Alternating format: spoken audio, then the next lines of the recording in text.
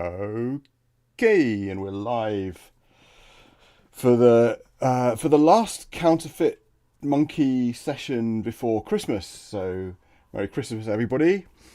We should have like Santa hats on and Christmas decorations up, and nobody's been bothered to do that apart from Rosie. So say hello, everybody who's here, and watch out for Rosie's Christmas decorations.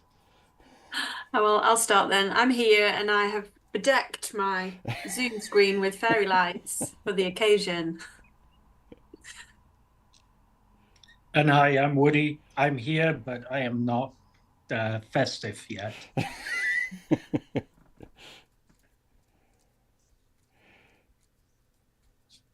You're muted, Mike. Hello, I've now unmuted myself. I'm not used to this. I'm Mike, and yeah, I'm also planning to become festive in the next 24 to 48 hours. I hope so. Yeah. It's just how we roll or how we don't roll. Unfortunately, Lee and Svandis are not here, presumably because they are being festive somewhere. I'd imagine they have family over and they're being too festive to play a text adventure game. So, boo to them. Anyway, there's plenty of us here to make some progress. We certainly haven't, been anywhere close to being stuck on this game yet. It seems seems to just roll on with ever more information for us to digest as it's going. So let me restore. So we have to actually answer this first question, don't we? Before I can say restore, I believe. Yeah. So there we go. So this is where we got to. We were in the dormitory room. We'd managed to get rid of the backpacking girl by showing her a heel that freaked her out. I did go back and test a few alternatives. So you have to show her a body part to get rid of her, but you can. But an ear works just as well. So I think it was a pair at the balance game in the park. Oh, looks like Woody's just disappeared. So, someone must have come into his office to ask him what he was doing. Oh, he's eating. Yeah, so you can turn a pear into an ear, and you can give the ear to the backpacking girl, and she freaks out as well. So as long as you give her some body part, she will leave. So we did that, and we solved the turn a lock back into a clock puzzle to open our locker. And I think if we look now, we're in dormitory room, painted off-white with hardwood floors under many layers of protective gloss coating. There are no surfaces in this room that would take a stain. 4 dorm beds are lined up against the wall. The locker you identify as your own sits near one of the beds, door standing open. In the locker are a roll, a letter, and some plans. A massively full pack leans against one of the beds. That's the backpacking girl's pack. We can also see a clock here. Obviously the clock that we originally made the lock out of by removing the initial letter. So only the first C in clock. Obviously if we'd moved, we wouldn't be able to remove just the C from the whole word. But apparently somewhere there is an initial letter razor that we used to make the lock in the first place. And we are carrying a backpack, a flash drive, a monocle, a tub of restoration gel, and our currently W remover. We're also carrying some ale, a guidebook to Anglophone Atlantis, a heel. We didn't give her the heel, we just showed it to her. A jotter and a pear. Of that collection, the flash drive, the jotter, the tub of restoration gel, and the W remover are packed away in the backpack, which is gaping wide open, so everyone can see what's inside, and we're wearing the monocle.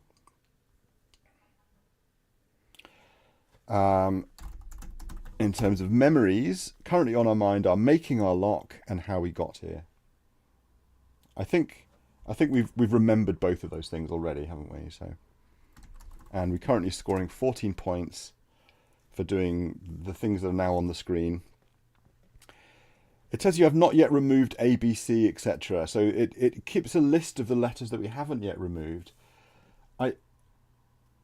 I presume we can remove the same letter multiple times, but I'm not quite sure why it would tell us what we haven't yet removed. If we were. I kind of hope not.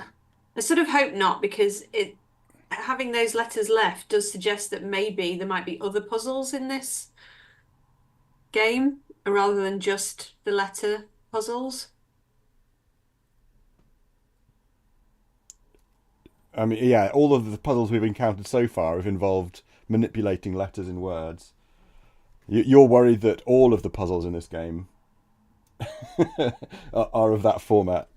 I am a little bit, yeah. Yeah. Yeah, it does seem, if that's the case, that it's a little bit like The Witness, right? Which is not a text adventure game, it's a graphical puzzle game, but all of the puzzles in the whole game are like riff on the same concept. Although it riffs and riffs and riffs.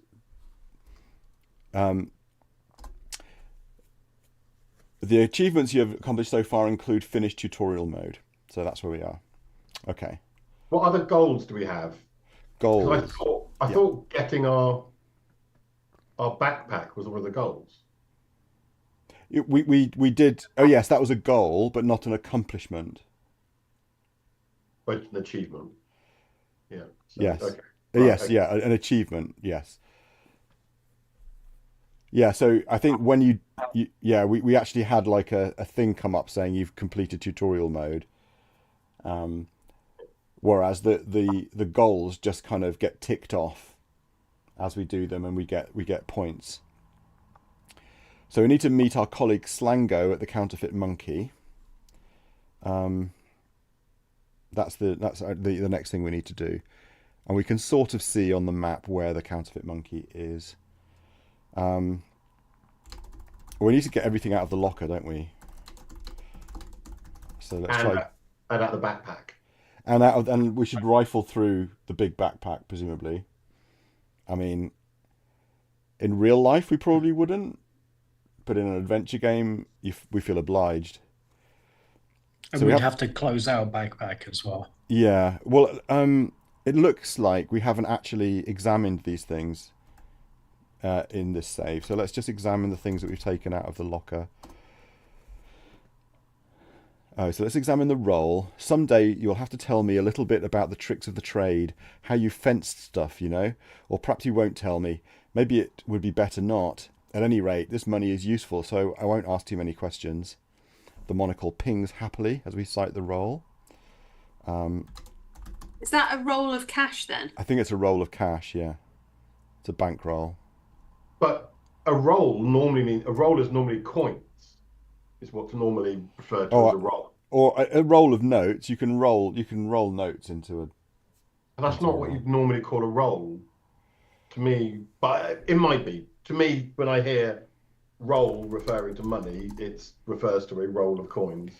Okay, I've just done count roll, and it says we thumb quickly through the bills. Right. Smaller currency on the outside, larger denominations on the inside. I wouldn't have thought I could add that quickly and accurately, but you evidently have more practice. It works out to just over 15,000 euros. Woo! That's bribe money. Okay, let's have a look at the letter. Oh, we looked at this last time, didn't we? It's a letter from your brother, printed off anonymously from an untraceable email account that you accessed in town. Nothing that could be followed back to Slango and the yacht. Sis, I'm keeping your wire transfer funds. I want to try for Stanford. I'd say thank you, except that, 1, you didn't get it legally.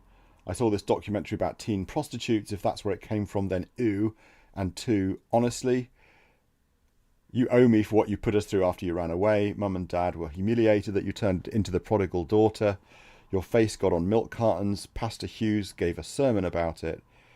Mum spent all that time coaching you through spelling practice. You know she doesn't enjoy getting up at 4 a.m, right? You totally threw that in their faces. If you want to come home, come home sometime, fine, but don't come just to see me. If you want to see me, you have to see Mum and Dad too. Nate. And the plans? The plans are rolled up and stuck shut with a label that reads, "Property of Dental Consonants Limited, unauthorized use illegal."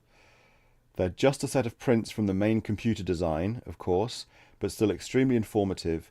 To the right engineer, they might reveal the secret of T insertion for replication by other companies.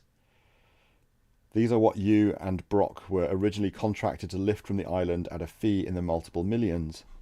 The monocle pings happily as we cite the plans with the crosshairs. So it's plans to a T insertion device. Although, just like the removal device, it could be an any letter insertion. Okay, but that also implies that we need to find the right engineer.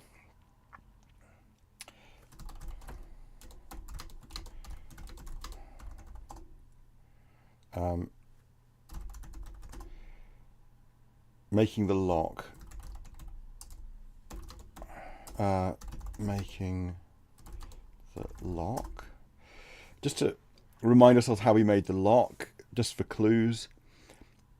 You are going through the galley cupboards on the yacht. If you're looking for coffee, Slango forgot to resupply, Brock said. So Slango and Brock were on the yacht with you. Brock said, descending the galley staircase in a wet Speedo. No, the first letter raiser, you replied, holding up a portable clock. I need a lock that responds to restoration gel, but nothing else. Ah, Brock toweled his hair. It's in my bunk, sorry. Want to come look for it. You smiled, a giveaway smile. Wish I could, but we're on a deadline. Go put some pants on and bring me the razor. And then we're back in the present. Okay, so that's a suggestive want to come look for it, isn't it? Yeah. So we were in a relationship with Brock. Or not. Brock wants to be in a relationship with us, but we might not want to. But we turned Brock into a clock. And then into a lock. Just to put him in his place. I mean, she says, wish I could, but we're on a deadline. Yeah, maybe. Yeah, you might be right. They're wearing Speedos in front of each other, so they must be in a relationship if they're that comfortable. either that or just Australian. Yeah, true. We don't know anything about this place. Maybe, budgie smugglers are just de rigueur. Is it worth us keeping a list of people?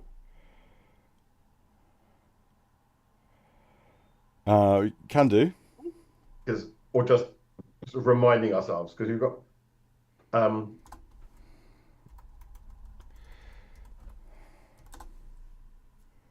I kind of want to turn Brock into a rock as well. I mean, Slango surely needs to be turned into something. Okay, but slang. We don't think any of the things that we have could do that because they don't work on live animals. And we also don't have Brock or Slango. Well, we can't turn something into a live animal, but we don't know what happens if you try changing a live animal into something else. We can't make an otter out of the Jota, for example. I mean, we haven't tried. Have we tried?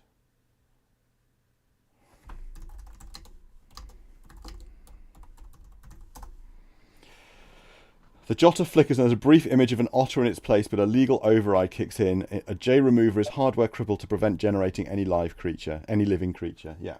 So we can't turn anything into a living creature, but it doesn't necessarily follow that we can't turn a living creature into something inanimate or a different living creature. In fact, we have technically turned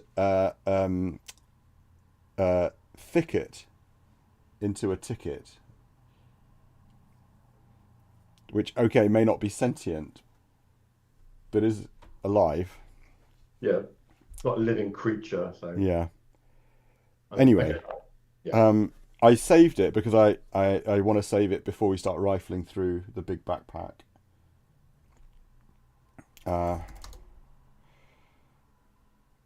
If you say open pack, We open the heavy pack, revealing an assortment of very short shorts, a broomstick skirt, flip-flops, bikini bottoms, various t-shirts, an anorak, a fat guidebook to Europe, a cheap camera, and a box of tampons.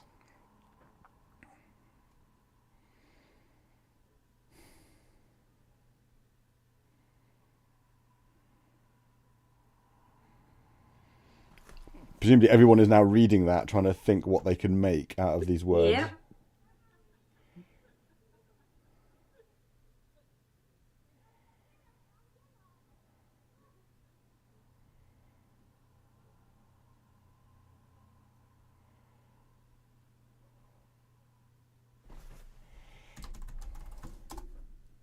Nothing jumps out. Not unless we want to make some flea flows. Or an ikini. I'm looking at the camera. It's a flimsy device in rose pink with a very small lens. I mean, cameras are often useful, I guess.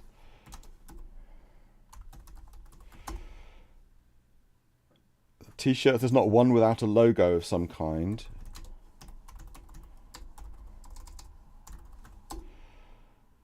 Can't read them. What else was there? A skirt. It's a sort of skirt made of thin fabric that twists up into a tight tube and is supposed to be interestingly crinkly when worn. All of these things the monocle pings happily. Oh.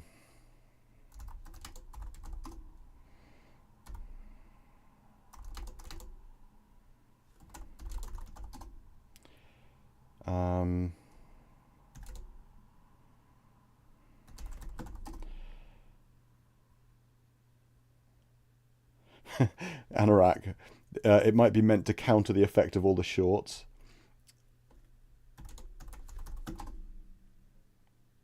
It's a good thing the weather here is really as warm as popularly imagined, looking at the shorts. There's also guidebook. Guidebook, a much thumbed and several years out of date guidebook to this immediate area. The cover is tomato red, but the pages are crinkly and beige. It appears that someone has spilt coffee on it.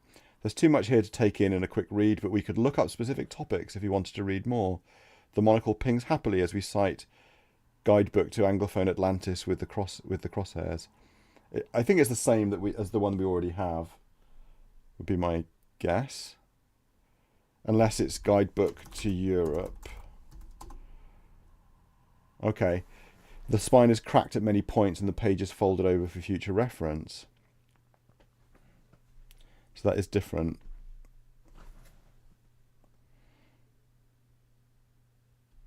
I don't know. Nothing here just jumping out.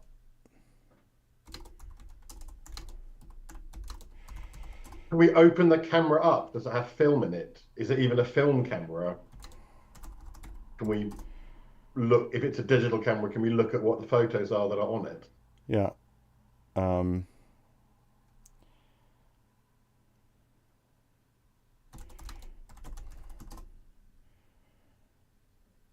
Okay, looking camera doesn't work.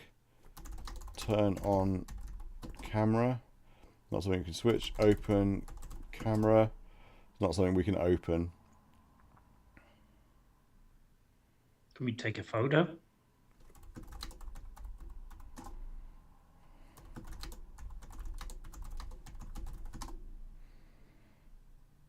No, take photo. I think it's. I think it thinks we're trying to get something. We'd have to say use camera, wouldn't we? Use camera. You have to be more specific about your intentions. I think it's a red herring. Is The there only thing we haven't anything looked from- at is the box of tampons at this point, Okay, maybe and the flip flops. maybe we can look at those to make sure. But is there anything in there that we would want to take with us?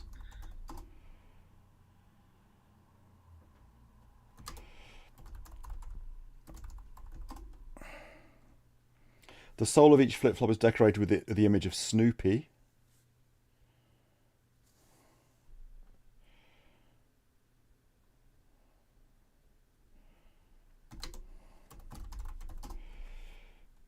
X tampons. Let's not. This is awkward enough already. Fair point.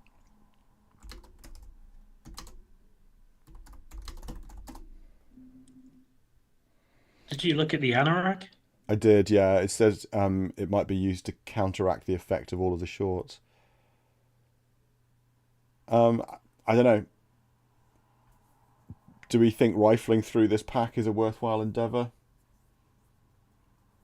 Doesn't seem to be. No, I'm happy to just close it up and move on.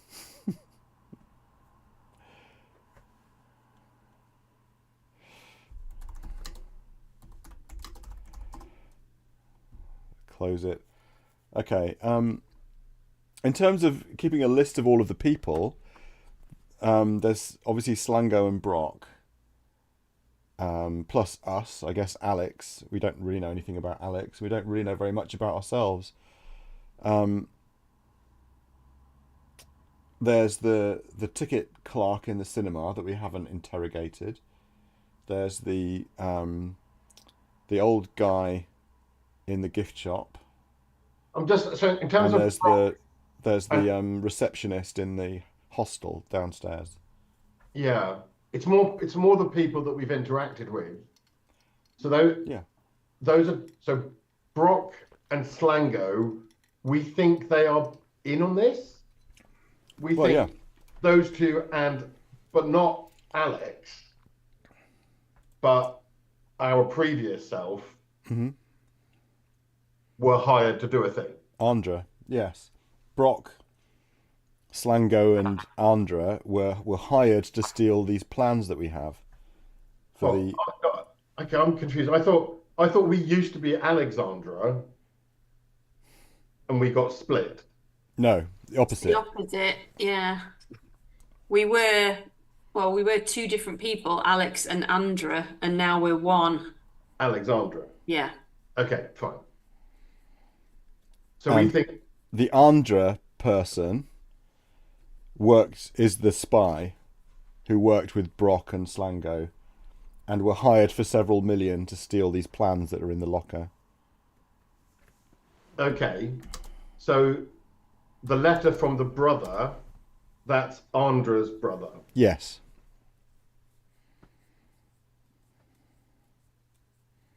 So who's Alex? We don't know. No idea. Okay. The only other person that we've been referred to is the person that did what do they call it? Surgery. The surgery, who was described as an unshaven man in a blue jumper. That's all we have. Yeah. But I mean, we can interact with these other people. Obviously, we haven't met Slango and Brock yet. They've just appeared in our memories. But we decided not to talk to the guy in the cinema just because we wanted to get on with the damn game. Yeah, I agree, and I'm not suggesting that we want to talk to everyone. It's just that's really helpful. That's just trying to work out what the relationship is between. It was really those people, the people that have been named in our memories. That was it's just that. I mean, those four people really, of which two of them are one person now. I'm just looking again at the drive, the flash drive that was in our backpack. This is it. All my notes, the syllable and word generating programs from which I built my language vocabulary, the lexicon and pronunciation guide and grammatical descriptions. And then there's the research to support the product, citations, copies of journal articles and scans from books, contact information for people in the outside world I think could help me. It's everything I've been working on for the last 3 years.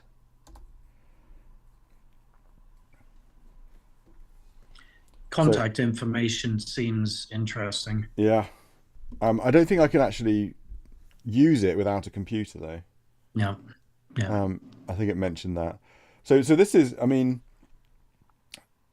this Andra person is really interesting.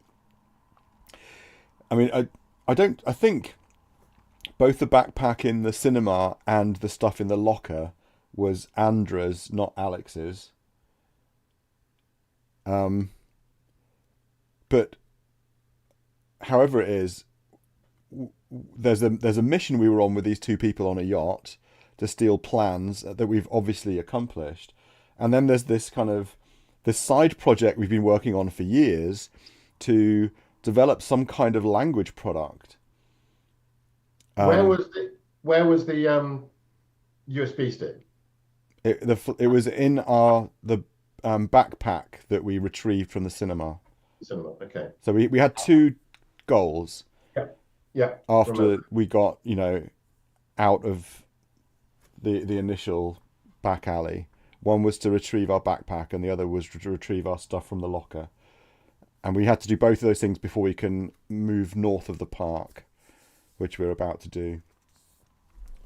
And there's no chance that one of those was from Alex and the other was from Andra? Well, as I said, I don't know that we know. It seemed like they were both Andra's, but I might be wrong about that. Because they feel very different. Maybe. But yeah. Anyway, though, I don't think there's anything else to do here. We could pick the clock up if you want to. Yeah, I'm thinking the same as you, Mike. It seems like the stuff on the flash drive is all about developing this linguistic stuff, which could include a T insertion. So what if the person that was going to nick something has been blended with the person that they were going to nick it off?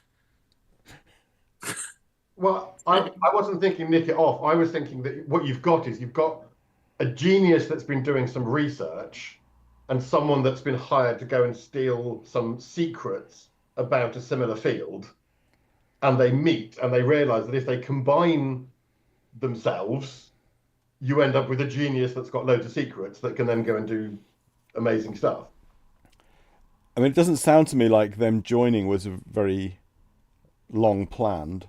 It sounded like it was a desperate thing that they had to do. But yeah, I mean, I think we all have lots of questions about all of this. I mean, not least the importance of language in this whole world, right?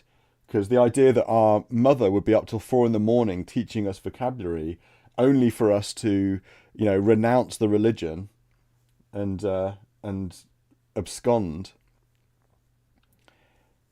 One thing that I was going to say, and this is maybe completely the wrong mindset for this game, but we have an alarm clock and we have a memory about someone setting an alarm for 4 a.m.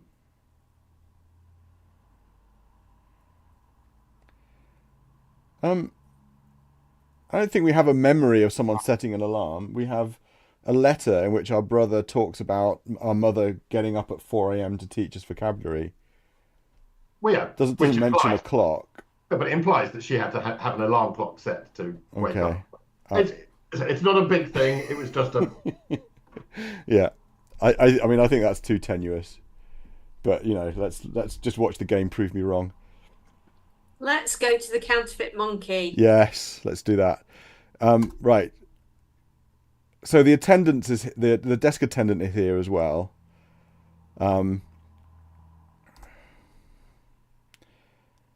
So we could engage with the attendant. I don't know if we want to. Topics. Talk to attendant. We nod. Yeah, I see you. Oh, okay. Can we keep the guidebook? Hey, does this guidebook belong to the hostel? Can I keep it? Sure, whatever, she says. People taking leaves off all the time. It's no big deal. Okay, so we have our Hitchhiker's Guide.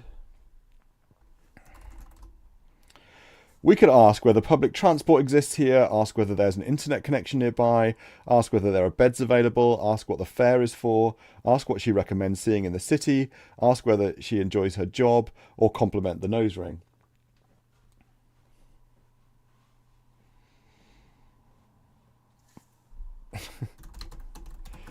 Compliment the nose ring and then ask the other questions. Compliment her on. Okay, should we compliment her first? Oops.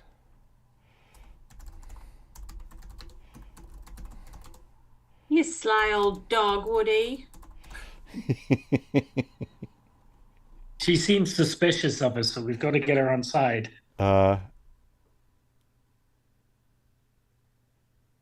Should we just say compliment the nose ring?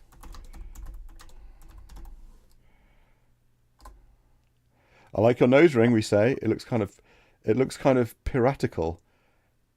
Thanks, she gives it a little pat. I'm thinking of getting a sternum piercing next. Okay. That's the end of that line of questioning, by the looks of it. I ask whether she enjoys her job.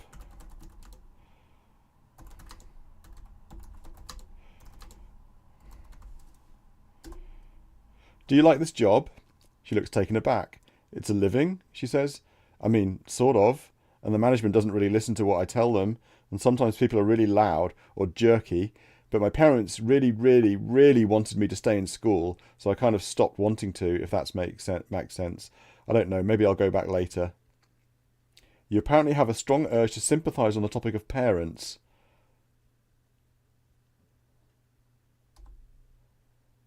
I don't.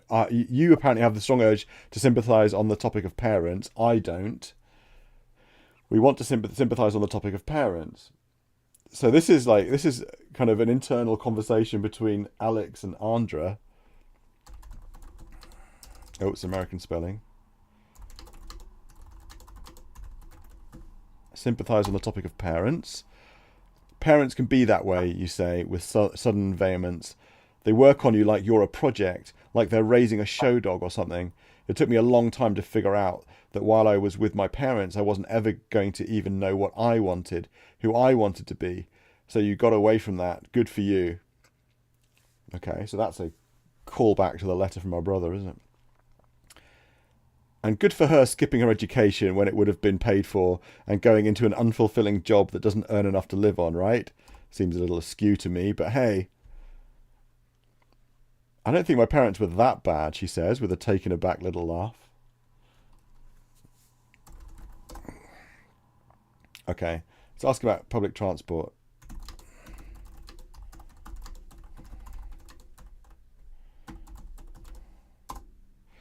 Can you tell me anything about public transportation in this town? We ask hopefully. I can tell you there isn't any, but it will be interesting to see what she says, I suppose. She smiles briefly. I'm sorry, she says. There aren't any buses or subways here. The island is too small for that. Okay.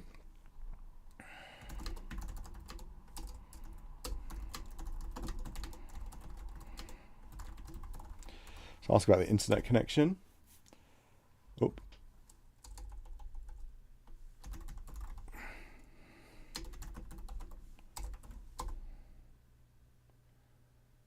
Oh.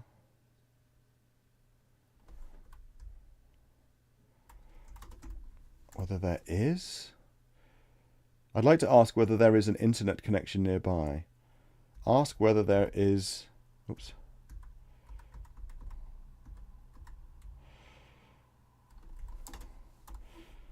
An internet connection nearby. You have to say there is instead of theirs. Hey, so do you have internet here? Sorry, she says. Our connection is suspended by the Bureau. Someone tried to use the hostel account for unauthorised contact with a universal translator. Did they indeed? I wonder who that could have been. My response would be to ask who would do this.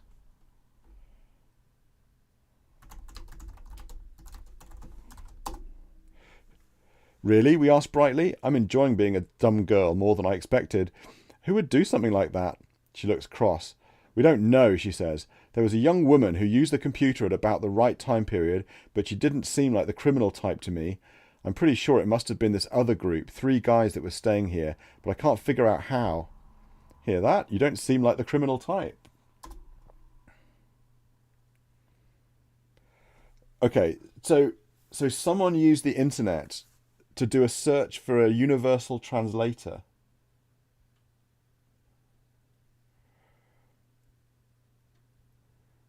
and it was us. It was Andra did, right? Clearly. So this is maybe why we've had to change our appearance. Does that, okay, could the three blokes be Brock, Sligo, and Alex? I doubt it. I think they're just.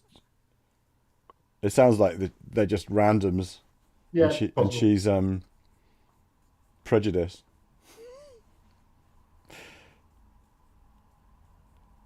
Let's ask what the young woman looked like. Well, obviously, she doesn't think that we look like a criminal, even though we know that it was us. So let's ask her what the young woman looked like. So, like, what was she like? I venture a little gigger. I don't think it's a giggle. I don't think it's quite a success. What, the young woman? The desk attendant shrugs. Kind of uptight. Okay. Doesn't look like we can ask about. Oh, ask what the other group was like. Let's do that.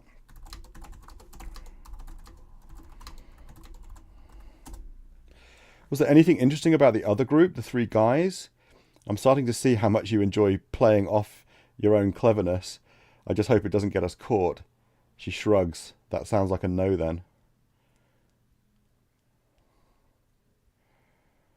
Okay.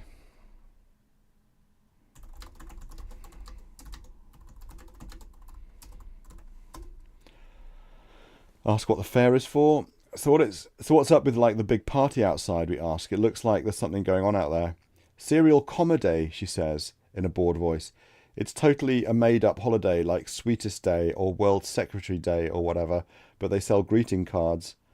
I'm inclined to correct this misapprehension.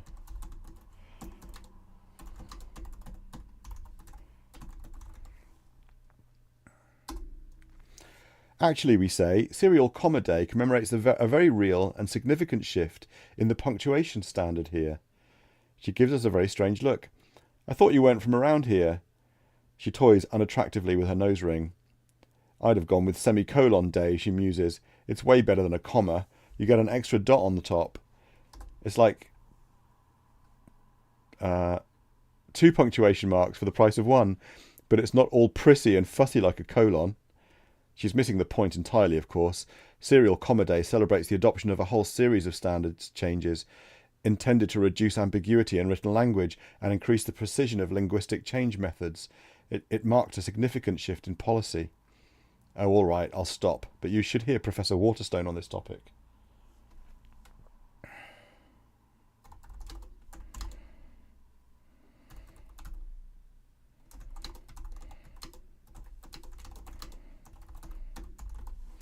I'm going to look up Serial Comma Day in the guidebook.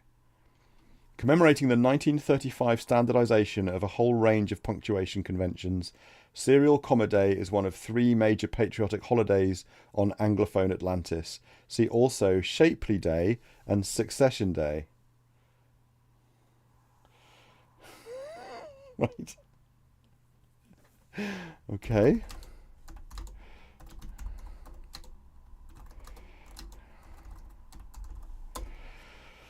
Look up Shapely Day.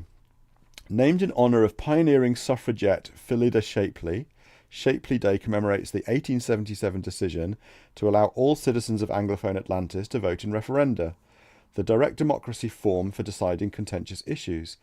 This right was extended regardless of race, gender or creed, and is a source of considerable pride to Atlanteans.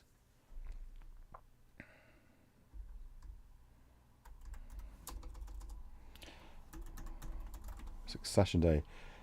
Wonder who Anglophone Atlantis succeeded from.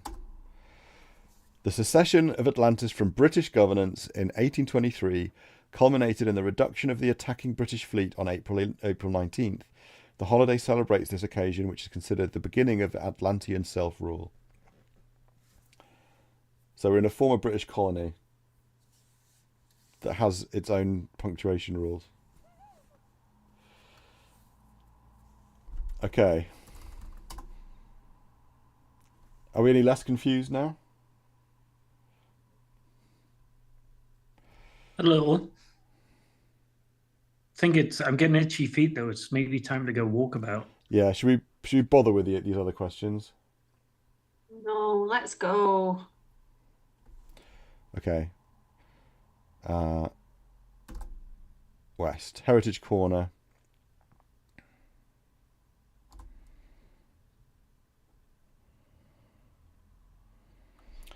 Presumably west. Yes. So north is where we haven't been yet. And I think we can now go north. Okay.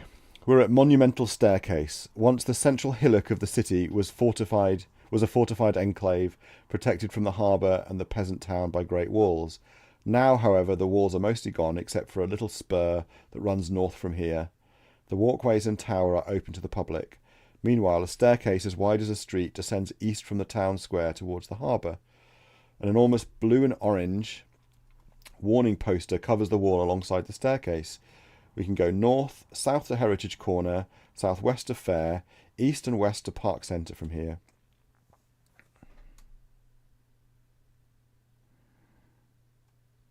Okay, let's look at the poster. Warning! Have you seen these dangerous individuals? If so, avoid contact and report all interactions to the Bureau of Orthography. Below, there's a picture of several people. One of them is you, before your face got shuffled with mine. It's funny that when we met, you mentioned you were a user of illegally modified language tools, but you didn't emphasise the grand larceny side so much. Not to worry, I won't turn you in. I can hardly afford to, can I? The monocle pings happily as we cite the poster with the crosshairs.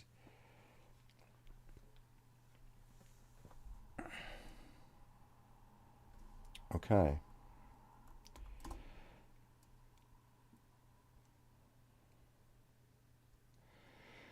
There's a little spur that runs north, or you can go east, which takes us towards the harbour.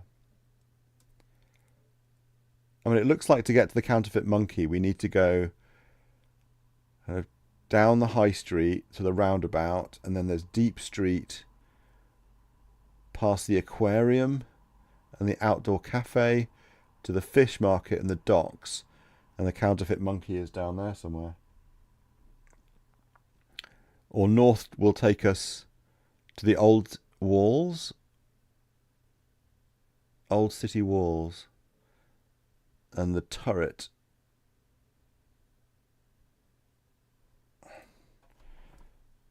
Should we go High Street towards the harbour? I think we should just let's do the thing that it's telling us to do. Yeah. Rather than my adventuring instinct, which is to go everywhere else first. Yes, yes. I know. Yeah, I get frowned at a lot by Flynn for like doing side quests before the main story on being too OP. So the main quest is always too easy. But anyway. East, High Street, hustle bustle, dirt, ugly American chain shops, lots and lots of people. There seems to be a large organised protest in progress. Protesters completely cram the sidewalk to the southeast. The curb is lined with garbage. To the west, the street turns into a monumental staircase leading to the old fortified area. A cross street heads southeast towards the main roundabout. From a loudspeaker nearby comes the electronic sound of simulated bells ringing the hour after noon. It's later than I thought. We'd better get a move on. Oh, it does actually say High Street early afternoon, so I guess there is a timer here. The curb is lined with garbage.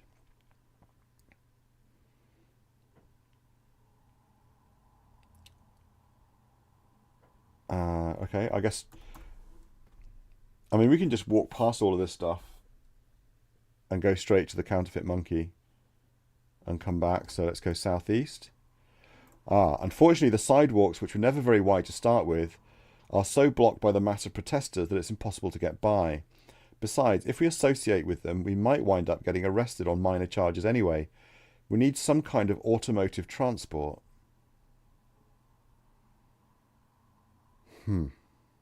We have 2 goals now as well. Find transport for getting past the traffic on High Street. Okay, so we might have to go north and look for transport. Good evening, Chris. Oh, Where was the garbage? Let's just look through the garbage to make sure that it doesn't contain something that can obviously be transformed. yeah.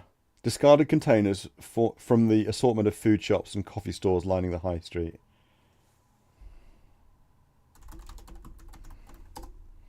It's not something we can open.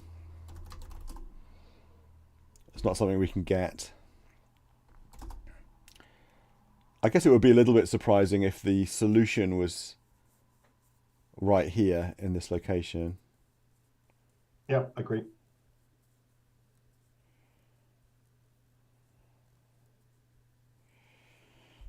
So west back to Monumental Staircase.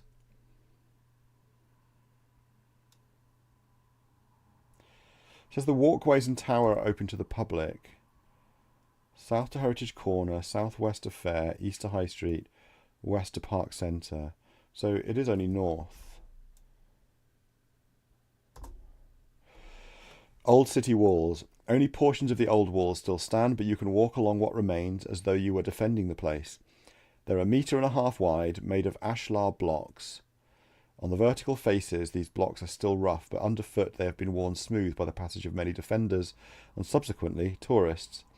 One of the blocks in the wall has even been defaced, some old inscription gouged out. You used to like to climb around up here. When I used to like to climb around up here when I was a kid. I made believe. Oh, you'll think it's silly. Down below in the distance are the docks and the sea, and immediately east of here is an old hexagonal turret. You're reminded of my youthful pranks.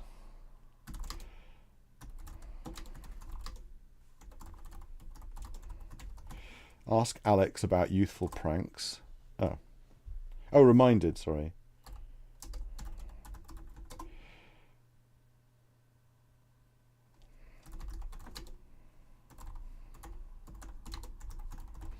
Remember youthful pranks. Oh, I used to play that I was an Atlantean guard defending the battlements against invading redcoats, armed only with a sabre and an O-removing musket. So they turned into red cats, you see. My mother explained later that letter removal hadn't ever taken the form of muskets, and that I had my chronology wrong, so I do know better.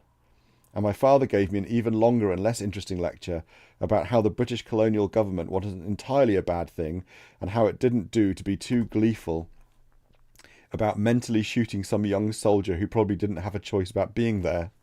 Then we're back in the present. Okay.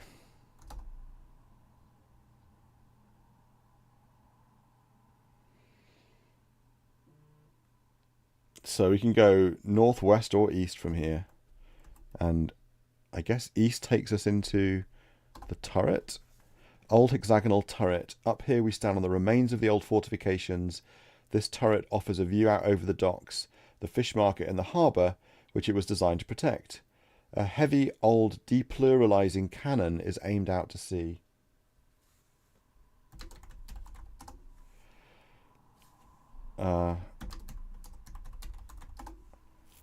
Like a conventional cannon, it has a mounting to allow the users to turn the gun and change its angle to hit objects at various ranges. It is currently unloaded, of course, but time was when this vast weapon was employed to reduce entire fleets to a single ship, and a whole crew of marines to a single man. This tactic was found so effective that the harbour was never successfully taken.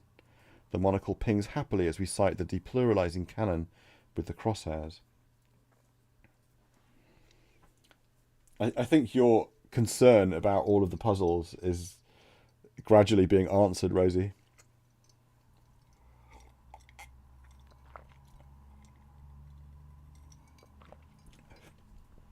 It's one giant language puzzle. I think it's also making kind of philosophical points about how language dictates reality. Like, if you don't have words for things, they don't exist. Rosie, you look thrilled about that. I guess I was hoping for a bit more variety.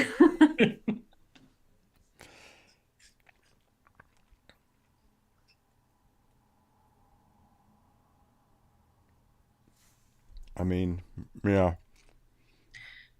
I guess we carry on exploring. I guess so, yeah. Yeah. We can only go west from here. I mean, I don't know if we can use the cannon. Can we move the cannon? Is it something that we have to actually... Okay. Move cannon. With considerable effort, we managed to point the cannon a little more towards the open sea. Not that that does any good. Okay, so I don't know if we need to actually get the cannon working. Do we think that it will work on words? So is the depluralizing cannon a way of depluralizing a word? So we could get rid of a trading S, even if it's got an S in it, like the opposite of the razor. It's a cannon, though, so it needs to be something pretty large and far away. I've tried firing the cannon. It says we haven't got the shot for this thing, and for very good reason. There may not even be any still in existence, but if there is, the Bureau will keep it under lock and key. Yeah. Can we use our viewpoint to look at like the docks or the counterfeit monkey? It also feels to me as though this is one of those games where you need to come across the puzzle and then go exploring to find the solution. If you just go exploring, you find so much that it just doesn't, it's sort of overwhelming. Yeah, well, I mean, we have the puzzle, right? We need to find some kind of vehicle. Yes, exactly. Yeah, so we can just look around. I'm kind of hoping that we don't just stumble across it. You know, that we kind of go to all the locations that we can get to, and it's not obvious. That would be nice. Yep. But let's see. Okay, from Old City Walls, we can still go west or north. Not quite sure where we get to if we go... Oh, okay, so north takes us along the city walls then. Crumbling wall face. The wall once continued north from here, some distance before curving northwest around the remainder of the city. So much has crumbled away, though, that the walkway is impassable north of this point. To protect citizens, there's a safety railing across the broken edge. A metal ladder of 4 rungs descends the inner face of the wall, allowing pedestrians access to the streets to the west. Okay, so we can go west here as well. Among the rubble fill of the wall is an odd spiral-shaped rock. The spiral rock turns out to be a fossil from one of those sea creatures long ago. The monocle pings happily as we sight the fossil with the crosshairs. It is perhaps 1.5 inches long, the shape of a corkscrew seashell that once housed something small and soft. There are thousands of these things around. They're not exactly valuable, but an interesting curiosity all the same. The monocle pings happily as we sight it.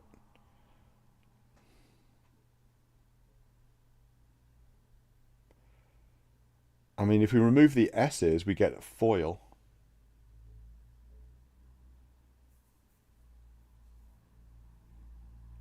Someone just remind me exactly what the monocle does.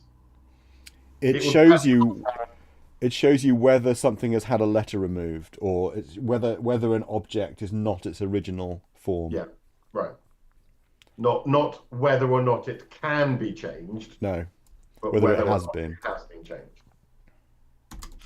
Can we get the fossil? Take it with us? So yeah, we have got the fossil. So if I look at the tub, for example, it says the monocle shows the residual form of the tube. Yeah. But yes, I think we have the fossil, right? Maybe not. We pick it up. There we go. So yeah, this may well be foil. I don't know why we need foil, but we may at some point. So we can go west here, and we arrive at Webster Court. Here below the wall is a broad, plainly paved court. Lending its name to the location is a bronze statue of Noah Webster. My mother likes to irritate my father by quoting what his contemporaries called Webster, a viper, a maniacal pedant, and, always a favourite at Reform Day parties, a toad in the service of Sun's cultism. She makes sure to pronounce that in the most Parisian accent possible. The large building just to the north, yes, the one in pale pink, is my parents' home. I think I mentioned that my parents were well off. My father works for the Bureau, embarrassingly, and my mother was born into the kind of money that we like to pretend doesn't exist on this island. The streets continue south, east and west, and just to the northeast is my parents' side garden.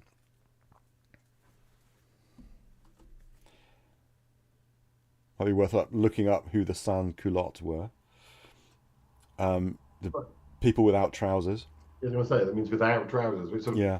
It feels like that's like a sort of a gendered group. It's a group of women who refuse to become men, or something. Sort of that. I think they're a real thing. I think this refers to a group in the French Revolution. Check it, but we could maybe try asking the guidebook.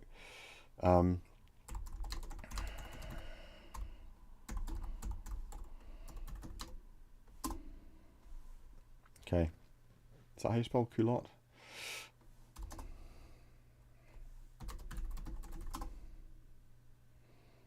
Oh.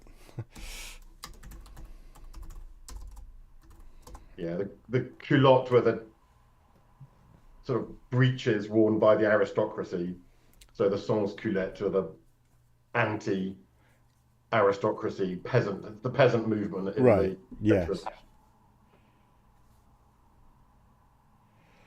Okay, he's a hero of spelling reform and personally responsible for the island going over to Americanized spellings over the British standard.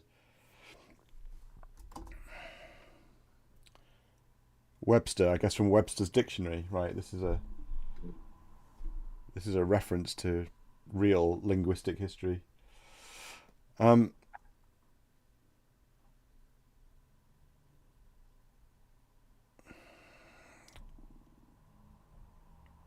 Where should we go?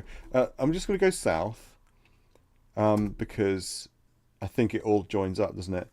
So Hesychia Street.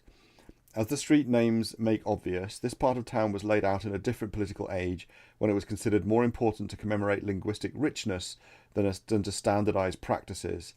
On holidays like today, this street is often host to a farmer's market, though it is now late enough in the day that most of the farmers have given up and gone home, taking with them their 23 varieties of pickled olives, their Loganberry jam, and their pig's feet and aspic. One remaining farmer lazes here watching his stall. Contrary to your obvious expectations, he is dressed more or less like anyone else, and is neither wearing quaint overalls nor chewing a piece of hay. The monocle pings happily as we sight the farmer with the crosshairs. Let's have a look at the stall then. It appears to belong to the farmer. It's made of wood and canvas and offers a little shade against the harsh sun. Previous customers have cleared most of it off, but the farmer still has some asparagus, a lime, and a yam. The monocle pings happily as we sight the farmer's stall.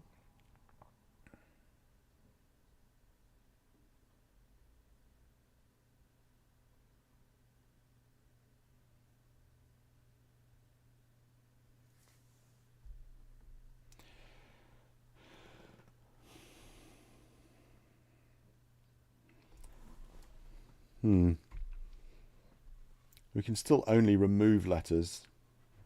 We can't change an E to an O and make a limo. Can you look at those and see whether the monocle pings anything? Yeah, good idea.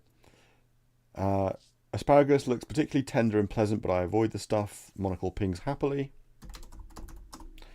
The lime, this is a small, wrinkled, intense-looking fruit. It wouldn't give much juice, but it's likely very strong. Monocle pings happily. What was the final one? A yam. Yam. A yam with whitish skin. Some of the dirt of the farm still adheres to it. Monocle pings happily.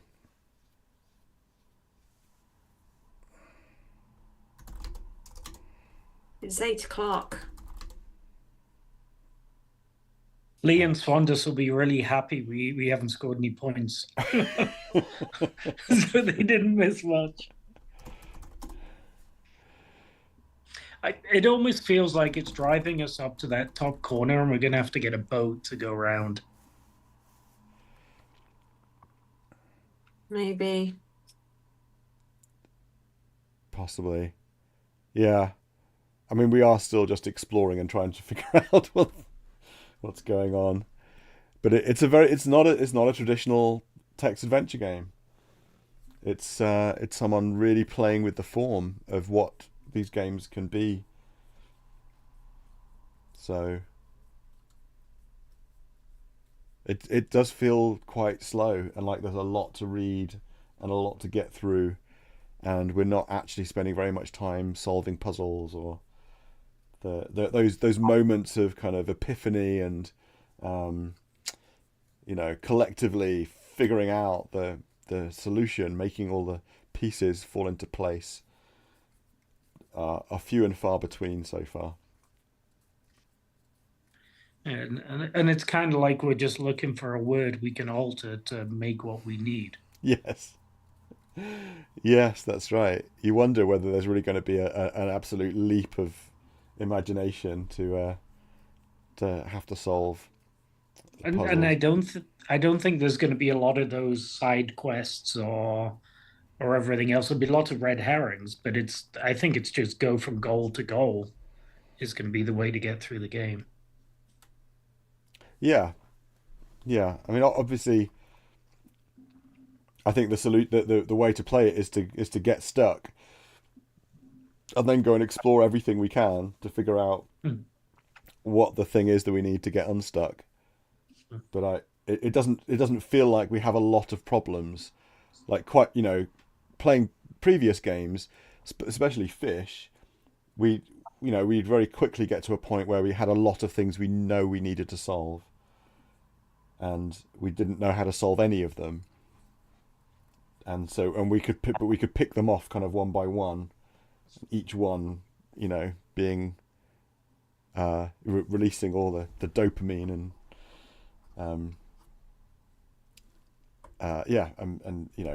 making the whole fun of it. But I also think there's quite a lot to read and a lot to get through, to progress, to move on. It really is like the opposite of Ballyhoo. We can spend a lot of time in a location talking to people and reading all the descriptions. But actually what we need to progress is a very small proportion of the information that we're being given. I think it's also worth pointing out that we've only really just finished the tutorial. Yeah. And quite often the tutorial has a very different pacing to it than the rest of the game. So. That's true. Yeah. And it's still steering us. Like, I'd like to ask what is for sale. It's still walking us along a more linear path. Yeah, it is with all of the conversations. Like, we can only ask the things that come up in the list of topics, and asking those things unlocks other things to ask. And so it's it's procedural. It might as well be a multiple choice, where you're just going through all of the different dialogue options and exploring the whole tree. And if it was a point and click, we'd click on each option in the conversation, and then move on. But it's also entirely possible that there are entire conversation branches that aren't being presented to us because we haven't come across the thing yet that we would ask this person about. So it might be completely pointless just asking everyone everything, because the thing that we need to know.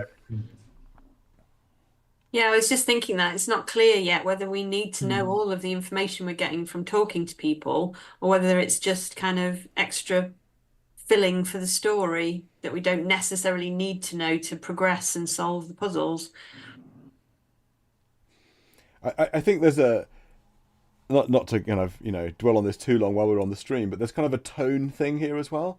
Like, I can't work out whether this is really profound and deep and important, and Emily Short is really trying to tell us something profound about language, or whether all of this is just a joke, that it's really much more frivolous and, you know, supposed to be just entertaining and fun and wordplay. You know, I can't quite get the tone of it. Like, how am I supposed to take this? Am I supposed to? Is this actually more fun and funny than I'm expecting it or thinking it is? Am I thinking it's too? Are we thinking it's more serious than it really is intended to be? I guess. As a piece of fiction. I don't know. I don't know either. Yeah, well, maybe in a month's time, when we've actually made it to the counterfeit monkey, we might get a bit more of an insight on that. But there are definitely fewer laughs than we've had in previous games. Yeah, which is a shame. It is, but then maybe we should be taking it less seriously. But I don't know. There's a lot to process. It feels like it almost feels a little bit like we wouldn't get together on a live stream to read a book.